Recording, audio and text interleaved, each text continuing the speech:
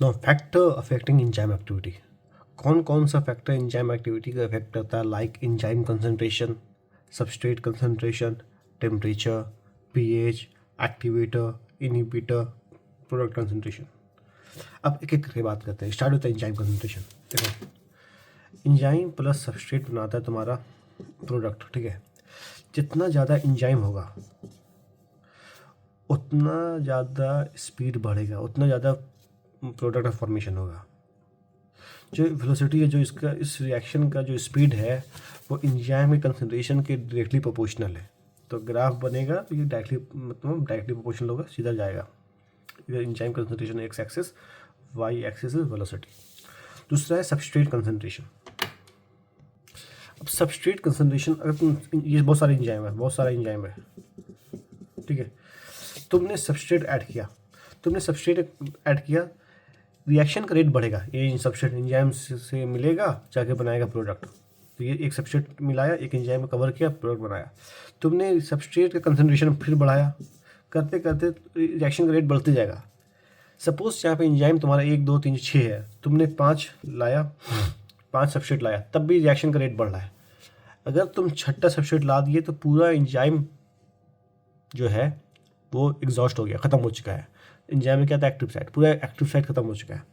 अब जो 7वां या 8वां एक्टिव साइट सबस्ट्रेट आएगा, उसको एंजाइम नहीं मिलेगा। मतलब ये जो सबस्ट्रेट जो है वो रिएक्शन के रेट को बढ़ा नहीं पाएगा। मतलब मैं बोलना चाह रहा हूँ, सबस्ट्रेट का कंसंट्रेशन बढ़ाओगे, रिएक्शन का रेट बढ़ेगा, लेकिन एक लिमिट है। जब ये रिएक्शन का स्पीड मैक्सिमम हो जाएगा, वी मैक्स अचीव हो जाएगा, उसके बाद तुम्हारा सबस्ट्रेट का कंसंट्रेशन नहीं बढ़ेगा, तुम्हारे रिएक्शन का रेट नहीं बढ़ेगा। Why? Because all enzymes get exhausted. तो इसका ग्राफ ऐसे बनता था। Suppose this is X axis पे सबस्ट्रेट कंसंट्रेशन है, वाई एक्सिस वेलोसिटी है। तुमने सबस्ट्रेट कंसंट्रेशन बढ़ाया तो वेलोसिटी बढ़ रहा है, बढ़ रहा है, बढ़ रहा है, बढ़ रहा है। एक पॉइंट आएगा जब सब एंजाइम तुम्हारा ख़त्म हो जाएगा, सारे एंजाइम तुम्हारा एग्जॉस्ट हो जाएगा। उसके बाद तुम जितना भी सबस्ट्रेट तुम बढ़ा लो, वेलोसिटी नहीं बढ़ेगा। इसका मतलब वी मैक्स अचीव हो चुका है। वी मैक्स अचीव कब होगा? जब तुम्हारा पूरा एंजाइम एग्जॉस्ट हो जाएगा। लेकिन शुरू में वी मैक्स से पहले वेलोसिटी जो है वो सबस्ट्रेट के डायरेक्टली प्रोपोर्शनल है, तो सीधा जा रहा है।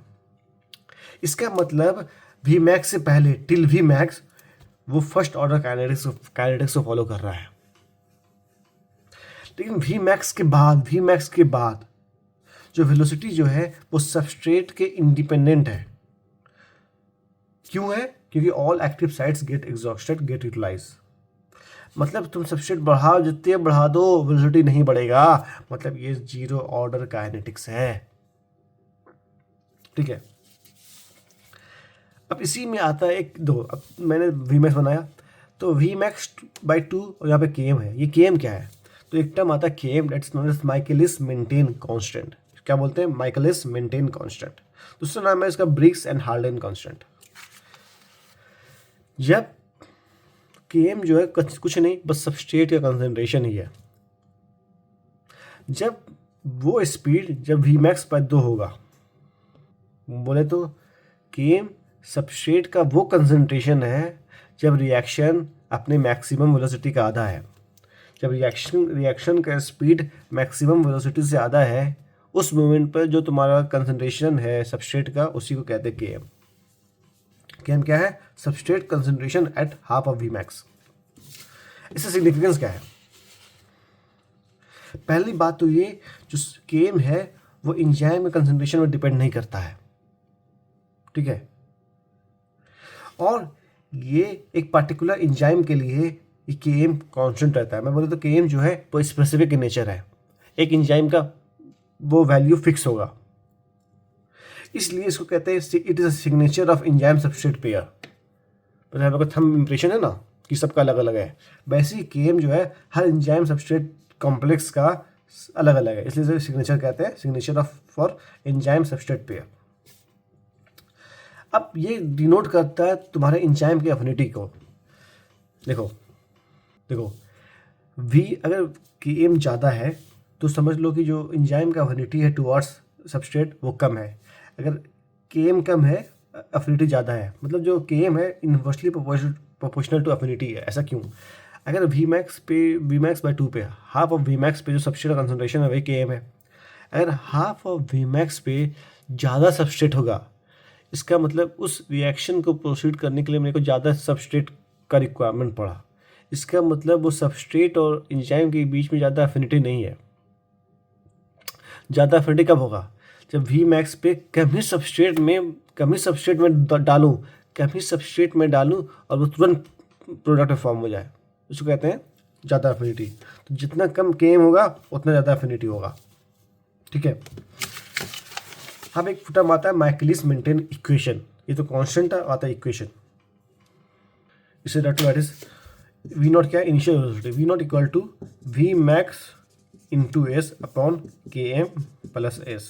ये तुम्हारा माइकलिस मेंटेन कांस्टेंट है, equation, sorry Michaelis Menten equation. V naught denote करता है तुम्हारा इनिशियल वेलोसिटी को, और वी मैक्स डिनोट करता है मैक्सिमम वेलोसिटी, एस डिनोट करता है सबस्ट्रेट कॉन्सेंट्रेशन, के एम तो पता ही है, माइकलिस मेंटेन इक्वेशन। अब यहीं से आता है तुम्हारा एक लाइन वीवर बर्क प्लॉट, या जिसे कहते हैं डबल रेसिप्रोकल प्लॉट। अगर मैं इसको इन्वर्स करूँ, इसको मैं अगर इन्वर्स करूँगा तो ऐसे ये आएगा। अब तू इसको रीअरेंज करेगा तो ये आएगा 1/V0 equal to Km upon Vmax into 1 substrate plus 1/V max। ये जो है it is Lineweaver Burk plot. अब ये सेम उसकी तरह है, y equal to mx plus C. Straight line का जो ग्राफ है, एम डिनोट करता है स्लोप को, सी करता है वाई इंटरसेप्ट को। जो आप तुम ग्राफ बनाओगे 1/v अपॉन 1/s, जो 1/v है वाई एक्सिस पे है, 1/s तुम्हारा एक्स एक्सिस पे है। वाई जो है स्लोप है, स्लोप क्या होगा Km/v max, वाई इंटरसेप्ट क्या होगा 1/v max। मतलब स्लोप इज पॉजिटिव और किस पे इंटरसेप्ट कर रहा है 1/v max पे। अगर इस लाइन को तुम पीछे ले जाओगे, ये एक्स एक्सिस को काटेगा और एक्स एक्सिस को -1/Km में काटता है। कहाँ पे काटता है? 1/Km में ये एक्स एक्सिस को काटेगा। तो एक्स इंटरसेप्ट क्या हुआ 1/Km, तो माइनस इससे दिया कि ये माइनस एक्सिस पे है। ठीक है। और लाइन बर्क प्लॉट का इंपॉर्टेंस है कि it is much easier to calculate Km value. ठीक है। अब तीसरा फैक्टर है तुम्हारा प्रोडक्ट कंसंट्रेशन। अब सबस्ट्रेट प्लस इंजाइम बनाता है इंजाइम सबस्ट्रेट कॉम्प्लेक्स, फिर ये इंजाइम टूटेगा, सबस्ट्रेट बनाएगा प्रोडक्ट, और ये इंजाइम बाद में यूटिलाइज हो जाएगा। जितना ज़्यादा प्रोडक्ट बनाएगा ये उतना इनहिबिट करेगा। अरे समझो ना, ली चैटलियस प्रिंसिपल क्या कहता था, जितना ज़्यादा प्रोडक्ट होगा उतना रिएक्शन बैकवर्ड होगा। अगर प्रोडक्ट का कंसंट्रेशन बढ़ाओगे रेट ऑफ रिएक्शन कम होगा, सबस्ट्रेट या इंजाइम बढ़ाओगे रेट ऑफ रिएक्शन बढ़ेगा। ठीक है। चौथा फैक्टर है टेम्परेचर। देखो वेलोसिटी जो है टेम्परेचर के डायरेक्टली प्रोपोर्शनल है। क्यों होता है? सॉरी, अगर तुमने टेम्परेचर बढ़ाया, जो इंजाइम और सबस्ट्रेट है आपस में जल्दी टकराएगा, इससे कॉलिजन बढ़ेगा। क्या बढ़ेगा? कॉलिजन बढ़ेगा।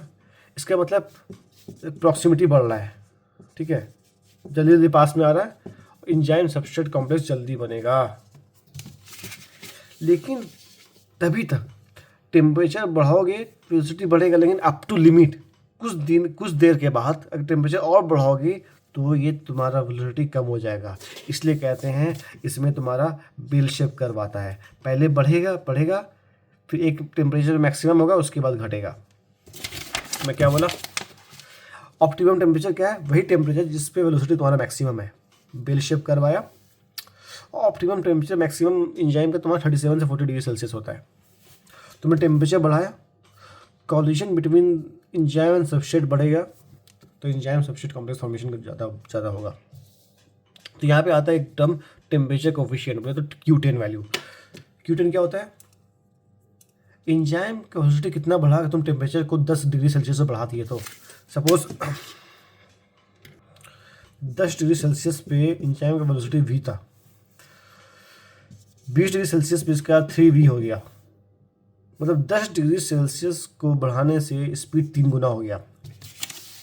इसी को टेम्परेचर कोफिशिएंट कहते हैं कि वेलोसिटी कितना बढ़ेगा जब तुम टेम्परेचर को 10 डिग्री सेल्सियस तुम बढ़ाओगे। इसका क्लिनिकल सिग्निफिकेंस क्या है? फूड को हम लोग रेफ्रिजरेटर में रखते हैं जहाँ टेम्परेचर लो होता है। अब टेम्परेचर लो है, ये इस रीजन पे तुम्हारा इंजाइम का एक्टिविटी कम होता है, इसलिए तुम्हारा जब फ्री फूड रखते हैं रेफ्रिजरेटर में तो टेम्परेचर लो रहता है ताकि तुम्हारा बैक्टीरियल एंजाइम एक्टिविटी घट सके। 5वां फैक्टर इज पीएच, या बोले तो H+ आयन। पीएच बोले तो H+ आयन। तो ऑप्टिमम पीएच क्या होगा? जब वेलोसिटी तुम्हारा मैक्सिमम होगा। इसमें भी सेम बेल शेप करवाता है। क्यों?